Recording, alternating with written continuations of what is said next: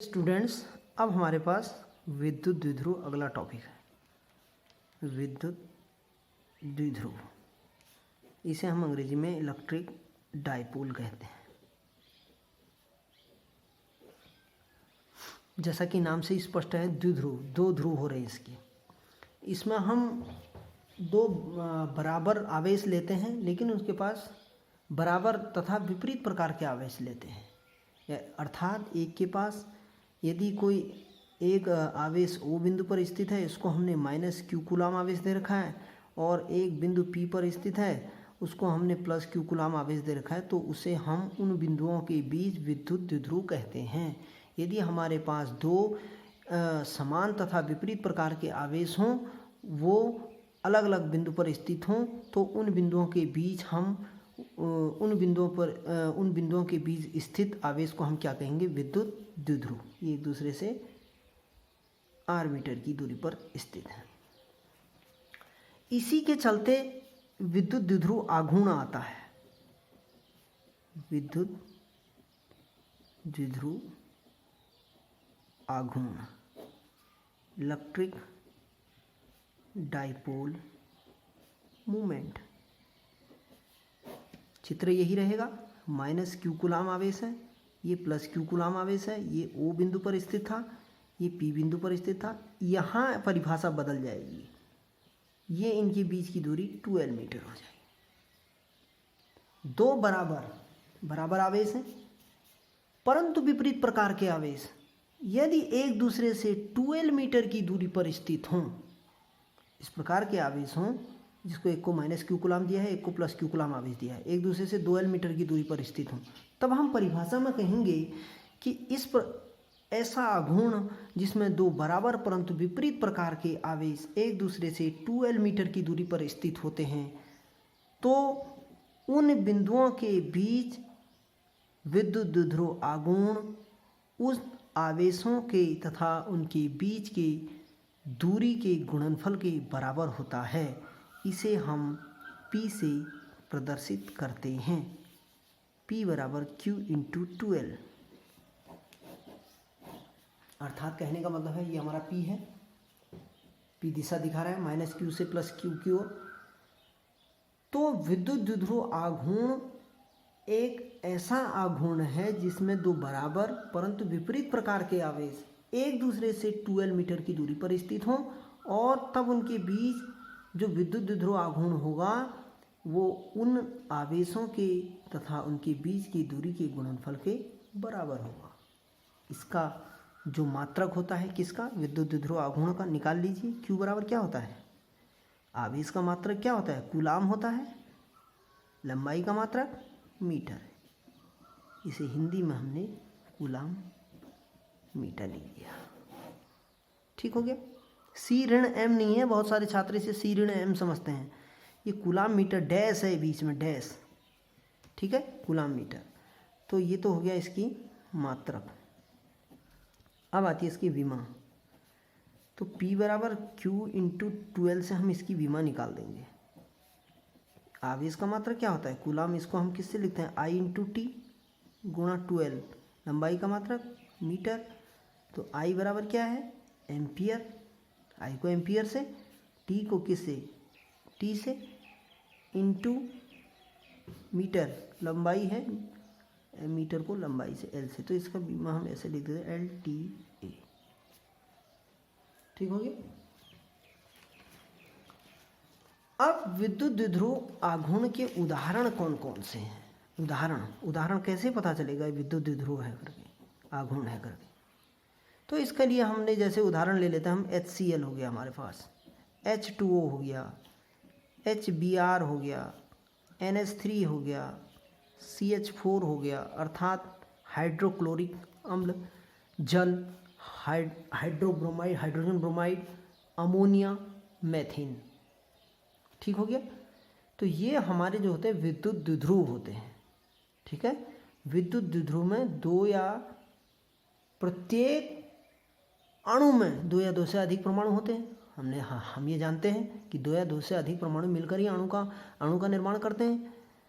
तो लेकिन परमाणु में धनावेशित तथा ऋणावेशित इलेक्ट्रॉन होते हैं, हम ये भी जानते हैं। न्यूट्रल होता है, परमाणु उदासीन होता है। भाई परमाणु पर जो एटम होता है उस पर क्या होता है, धन तथा ऋणावेश, धन तथा ऋणावेश होता है। लेकिन एटम कोई परमाणु जो होता है वो विद्युत द्विध्रुव नहीं होता है। क्यों नहीं होता है? क्योंकि वो उदासीन होता है, उस पर एक धनात्मक और ऋणात्मक चार्ज होता है। लेकिन मैं यदि इस परमाणु को विद्युत क्षेत्र में रख दूं तो फिर इसके ये एक विद्युत द्विध्रुव का काम करने लग जाएगा। ठीक है, विद्युत द्विध्रुव का काम करने लग जाएगा। कहाँ? इलेक्ट्रिक फील्ड में रखने पर, विद्युत क्षेत्र में रखने पर। ठीक है, तो इस प्रकार कहने का मतलब यह है कि परमाणु वैसे तो विद्युत द्विध्रुव नहीं होता, लेकिन उसे यदि विद्युत क्षेत्र में मैं रख दूं या हम रख दें उसे, तो फिर वो विद्युत द्विध्रुव बन जाता है। क्यों? क्योंकि धन तथा ऋणावेश एक दूसरे के विपरीत हट जाते हैं। ठीक है, आकर्षण अथवा प्रतिकर्षण के कारण। ठीक है, अब इसमें विद्युत द्विध्रुव के आघूर्ण के कारण और विद्युत द्विध्रुव के कारण उत्पन्न विद्युत क्षेत्र की जो तीव्रता आती है उसमें दो कंडीशन आते हैं। एक तो अक्षीय स्थिति आती है और एक निरक्षीय स्थिति आती है। तो इसमें हम पढ़ेंगे विद्युत द्विध्रुव के कारण विद्युत उत्पन्न विद्युत क्षेत्र की तीव्रता, electric field intensity due to electric dipole. दो स्थितियां आती हैं, अक्षीय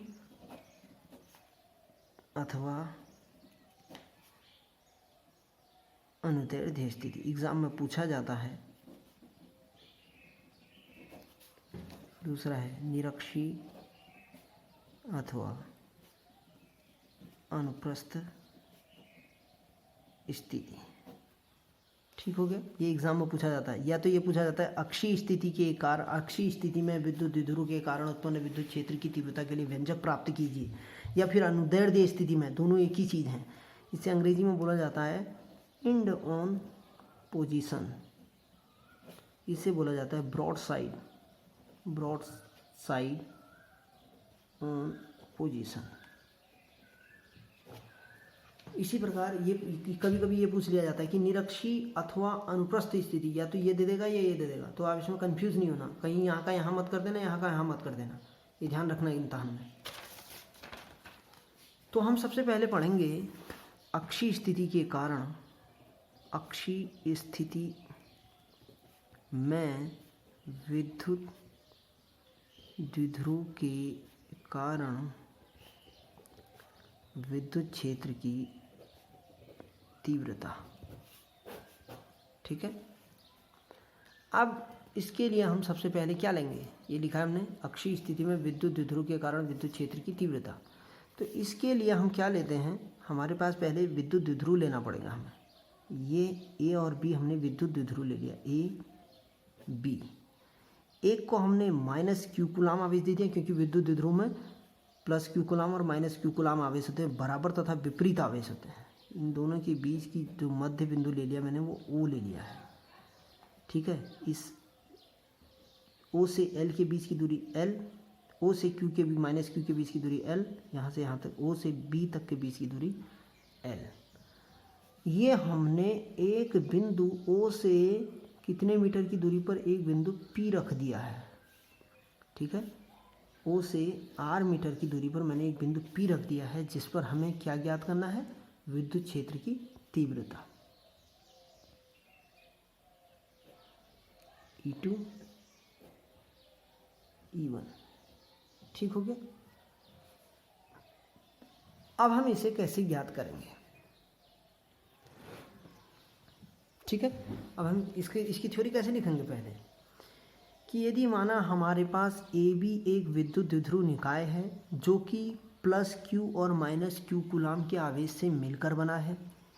इसका मध्य बिंदु O है, माध्यम का परावैद्युतांक K है, O से A के बीच की दूरी L मीटर, O से B के बीच की दूरी L मीटर, O से R मीटर की दूरी पर एक बिंदु P है जिस पर हमें विद्युत क्षेत्र की तीव्रता ज्ञात करनी है। अब इन आवेश विद्युत द्विध्रुव आवेश माइनस क्यू और प्लस क्यू के कारण बिंदु P पर जो विद्युत क्षेत्र की तीव्रताएं हैं वो E1 E2 हैं। माइनस क्यू के कारण विद्युत प्लस क्यू के कारण विद्युत क्षेत्र की तीव्रता E1 और माइनस क्यू के कारण E2। ठीक हो गया। ठीक है, बिंदु P की आवेश Q से जो दूरी है, इस आवेश Q से बिंदु P की जो दूरी है वो कितनी हो जाएगी? R तो ये है, O से R मीटर की दूरी पर P हो गया, L ये भी तो है, तो प्लस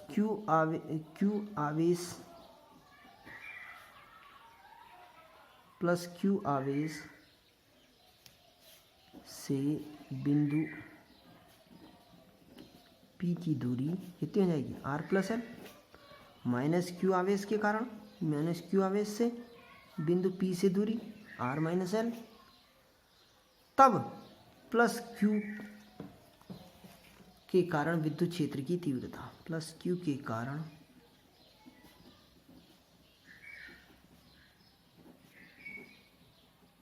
कितनी हो जाएगी? E1 बराबर 1/4πε नॉट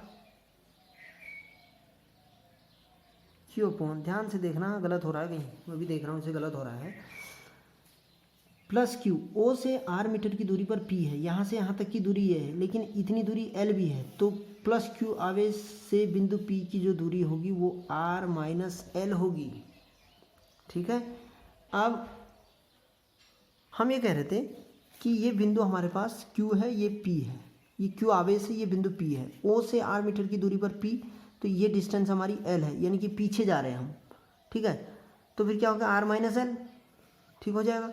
अब माइनस Q से जाएंगे, O से यहाँ तक की दूरी है, लेकिन ये भी तो है हमारे पास, तो ये प्लस में हो जाएगी, तो ये R प्लस L होगा, ये R माइनस L होगा। प्लस Q आवेश के कारण विद्युत क्षेत्र की तीव्रता R माइनस L, और माइनस Q के कारण विद्युत क्षेत्र की तीव्रता E2 बराबर 1/4πε Q upon R plus L। ठीक हो गया। अब क्या होगा इसमें? बिंदु P पर जो परिणामी तीव्रता होगी वो क्या होगी? बिंदु P पर परिणामी तीव्रता E क्या होगी?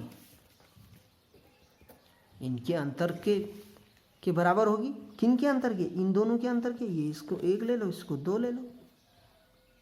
बिंदु P पर भैया जो विद्युत क्षेत्र की तीव्रता है E इन दोनों के अंतर के बराबर होगी। फिर अब ये और ये, तो समीकरण 1 और समीकरण 2 से, अर्थात क्योंकि E1 is greater than E2 plus Q is greater than plus E1 is greater than E2, तो परिणामी तीव्रता E बराबर E1 माइनस E2, ये दोनों विपरीत दिशाओं में है ना, एक के इधर है, एक की इधर है विद्युत क्षेत्र की तीव्रता, तो E बराबर E1 का मान क्या है हमारे पास? 1/4πε Q बटे R minus L minus 1/4πε Q बटे R प्लस L। अब इसमें से कॉमन क्या हो सकता है? ध्यान से देखना। कॉमन हो सकता है इसमें Q बटे 4πε 1 अपॉन, अंदर क्या बचा? R minus L minus 1/R plus L। ठीक हो गया। तो E बराबर हो जाएगा Q बटे 4πε, इन दोनों का लॉसा ले लिया, R² minus L² R plus L minus R plus L, R से R कट गया, 2L बचा। फिर अब तो हो जाएगा 2L हो गया, Q बटे 4πε 2L बटे R² माइनस L², ये हो जाएगा 2QL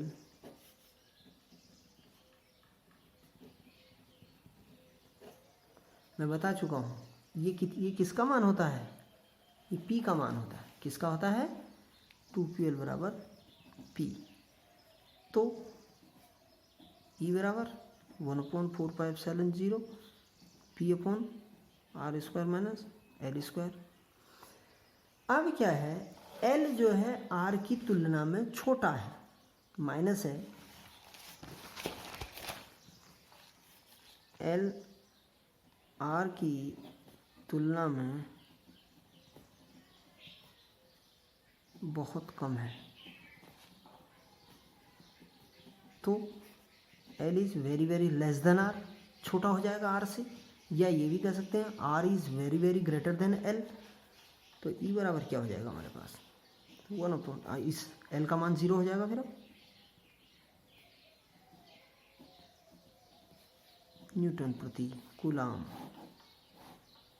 चूँकि l = 0, l इससे क्या है l छोटा है, तो इसकी दिशा किधर की ओर हो जाएगी, विद्युत द्विध्रुव के कारण विद्युत क्षेत्र की तीव्रता की जो दिशा हो जाएगी कहाँ को हो जाएगी, वो ऋण से धन की ओर, यानी कि a से b की ओर, इधर को। ठीक है, ये ऋण है, ये धन है। विद्युत क्षेत्र की तीव्रता विद्युत द्विध्रुव के कारण विद्युत क्षेत्र की जो तीव्रता होती है वो ऋणावेश से धनावेश की ओर होती है, ऋणावेश से धनावेश की ओर।